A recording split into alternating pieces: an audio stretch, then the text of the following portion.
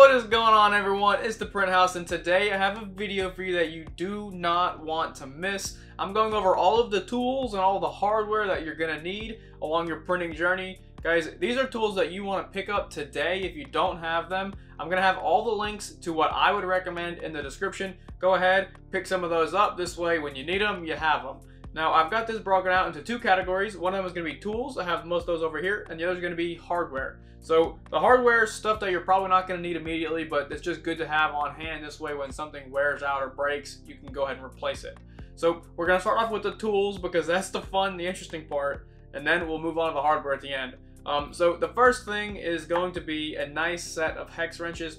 Guys, these are possibly the most expensive thing on the list. But seriously, whenever you start to have to tinker with your machine, you do not want to use the cheap, crappy hardware that came in the box. Now, to be fair, I will say AnkerMake did ship this tool chest, or tool, whatever you want to call it, this tool envelope, and the tools in here are substantially higher quality than any other printer that I've ever received. So these tools will suffice for now, but guys, if it were up to me and you have the extra cash, I would go to the description and buy this set right now. This runs you about, I think, $20 to $40. I can't exactly remember, but it's highly, highly recommended because if you're starting to turn screws over here for more than 30 minutes, it hurts your hand using this stuff. The next one, gonna be 2-in-1. These are needle nose tweezers. Now, I wouldn't recommend that, or I wouldn't call this a requirement, but these are very, very highly recommended. And they're very cheap, so I don't see any reason why you should forego these. So these are needle nose. This way you can get into tight, confined places. Really, I only use this to remove support material in hard to reach places. But just having these on hand, absolutely very, very beneficial. I mean, when you need them and you don't have them, you might damage something. The next one, gonna be flush cut pliers. Now, once again, I know that these are included in the case. But guys, these are very, very cheap. I would recommend having 1 or 2 spares on hand at all time because they're just gonna break. Now, these are possibly the cheapest ones on the entire planet, but if you're only cutting filament and you're only cutting 45 degrees on filament, you know, you're really probably never gonna have an issue. But they're also very helpful for removing support as well because you can kind of grab onto it and yank it off. The thing with that is, you might snip the, you might crack the ends off, and so that's why having multiple of these is going to be beneficial. I'll have a link to these in the description as well, and guys, like I said, all of these links are going to be in the description. So I know that the AnkerMake M5 comes with a PEI sheet, and whenever you're done printing, you can just like flex the sheet and, you know, hopefully pop off your part. But guys, that doesn't mean having a spatula is a bad idea. So a spatula does not come with this printer because this printer comes with a PEI sheet. That being said, sometimes a spatula is beneficial for scraping your parts off of the print surface. Now, obviously, doing this, you want to be very careful you don't damage your PEI. However, having one of these on hand, going to be very helpful. And again, I think you can pick these up for about $1. The next thing that is probably I would recommend and I would say is a buy today kind of thing, one of these deburring tools. So this deburring tool, it has a little rotating head on it and it's got a blade, and the goal of, or the point of this, is so you can use your deburring tool and like kind of clean the edges off of your parts. It's got a rotating head so you can stick it in a hole and you can clean the edges of a hole as well. That's where this shines. If you print a hole on your 3D printer, or, you know, print a hole in a part, you can clean the inside of a hole out, you can clean the edges. This thing will turn an ugly print beautiful in 20 seconds. Make sure you get one of these that has replacement blades though, because these will dull out pretty quickly. Again, the next thing, and this one might not be necessary because you have the PEI sheet, but guys, I recommend picking up a can of hairspray. You can pick these up in the beauty aisle. This is probably what your girlfriend or your wife uses. This can is about $3, and whenever you have a part that just absolutely will not stick to the print bed, give this a little spray down on the bed, and your part is going to stick like nothing else. I would not recommend using glue stick. I've never used it personally, other than the first time. It was messy, it didn't work, I just don't recommend it. This is much easier. Put your print bed under the sink with a little bit of dish soap, clean it off. this is just gone immediately. So it's very, very cleanable. Next, guys, I have calipers. Now, I have cheap calipers. This might be the only thing on the list that that tops the tools, or that tops the hex wrenches. My caliper is cheap. It's about somewhere between $20 and $30, I think. But this is an absolute lifesaver, because when I go to make very basic designs, I need to be able to measure the diameter of things. If I want to know the diameter of this hole, or of this tube is 1.2 millimeters thick. I wouldn't be able to know that just looking at it. So pick one of these up. Even if you're not designing stuff, guys, pick this up. I think this is an absolutely required tool to have, because if you go to print something and you need to know the thickness of it, you can just go ahead and check it. You know, you don't have to trust what they say online on, you know, Thingiverse or printables. Guys, this not really required, but highly recommended. This is a really cheap soldering iron. I picked this up from Walmart for $10, and I can use this to just melt my plastic. If I make a 3D print and I forget to put a hole in it in my design, or if someone else designs something that doesn't have a hole in it and I want a hole in it, just turn this sucker on, stick it right through the plastic. Or if I want to melt something, you know, on the plastic for whatever reason. The only thing, guys, do this outside. Don't breathe in the fumes. You know, try to wear a respirator if you have one, or just, you know, don't breathe the fumes in. It's not great for you. And then one more tool is going to be the owner's manual. Guys, I know it's tempting to throw this out. Do not throw out the manual. I have the manual for every single printer that I own, and I will never throw them out until I get rid of the printer. There's just stuff in there that might be helpful later in terms of assembly, disassembly, you never know. And then lastly, or sorry, not lastly, almost lastly, or yeah, this is the last tool. This is it. The last tool is going to be nozzle needles. I know inside the AnkerMake, you know, tool folder, whatever you want to call this thing, there's a nozzle needle in there. It's that little tube that you pull the top off of. Well, there's only one of them.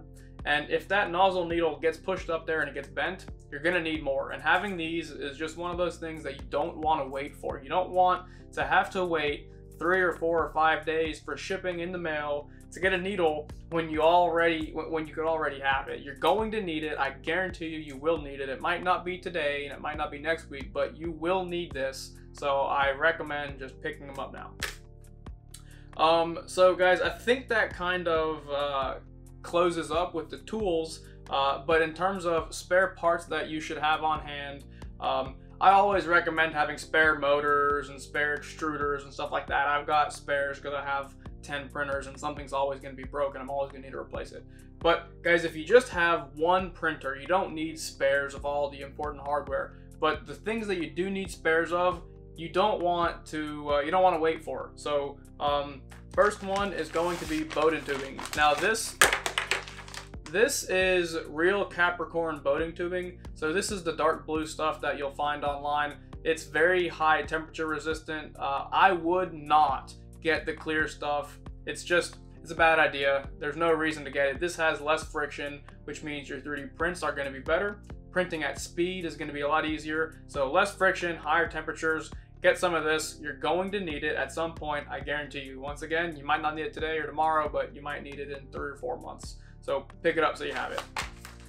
The next thing is going to be a pack of nozzles. Now, right now, I am not confident if you can buy the nozzles that are compatible with the AnkerMake M5 anywhere other than AnkerMake. I will look, and if I can find them, I'll post a link below. If I can't find them, I'll post a link to the AnkerMake nozzles. But guys, you want to have nozzles because if there's ever a time that you get a clog, if your nozzle is old and you don't realize it and you're going to need to replace it, you don't want to wait. Have the nozzles on hand so you can replace them. I have this pack for my other printers. It's got different sizes. It has 0.8 millimeter, 1 millimeter, 0.6, 0.4, 0.25. So I've got all the nozzles I'm ever going to want, and I highly recommend you have the nozzles for the AnkerMake just in case.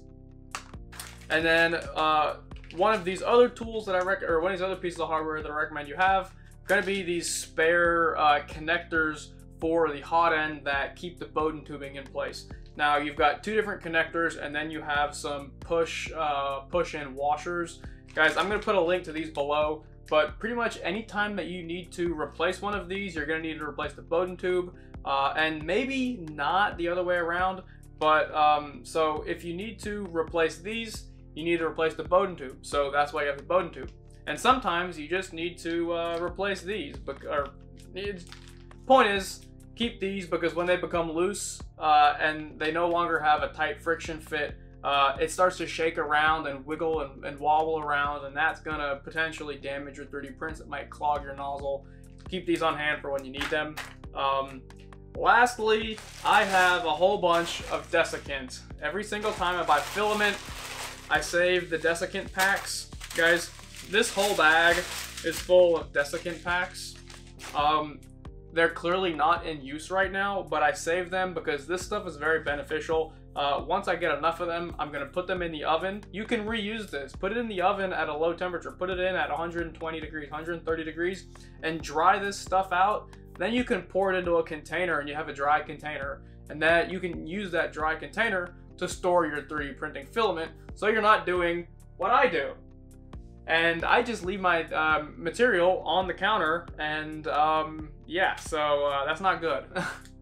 the filament gets wet, and you know, it's just not a great idea. So always save this stuff. Eventually you're gonna have enough to do something with it. And if you want to just buy a tub of this, it's like 30 or 40 bucks when you can just get it for free by saving the packages. There is one thing that I completely and entirely forgot: a filament dryer. You don't need 2 of these, you don't need 3, all you need is 1. And this one's very, very expensive. This one is $80. You don't need this one. Guys, this is what you need. This one is 50 bucks. That's the cheapest they're ever gonna get. I have been watching the market for months and months and probably years. They've been $50. They're going to remain $50. I don't think the price is ever changing. So if you don't want to spend $80 to get this one, go ahead and get this one, or you know, the one that I have in the link description below. That's what I recommend. You know, unless you're drying, you know, 10 rolls a day for whatever reason, you only need 1 of these. Go ahead and dry your filament, and then you can put it on your spool holder, and then you can start drying your next one, right? Normally PLA is gonna last for at least a few weeks before you have to dry it again. So you don't have to literally print out of the dryer box. If you want to, you can. They have holes in them so you can pull the filament through and you can print while it's inside the box, but it's unnecessary. Guys, if you want to spend extra money, I'll have the link to this one in the description below. This one is light years better than this one. However, this does get the job done. And I do think this is a requirement to have right off the bat. But guys, now that is everything. So I'm gonna have the links below. I'm gonna have a section of, you know, required, you know, I would buy these today kind of things. And then I'm gonna have a link or a section for links of stuff that I think maybe you could hold off on if you don't have as much money to spend right now. But guys, I hope this was helpful. I hope it gave you insight into what you need and what you don't need. Guys, I will see you in the next video. If this was helpful, give me a like and a subscribe. Guys, have a great rest of your day. Bye.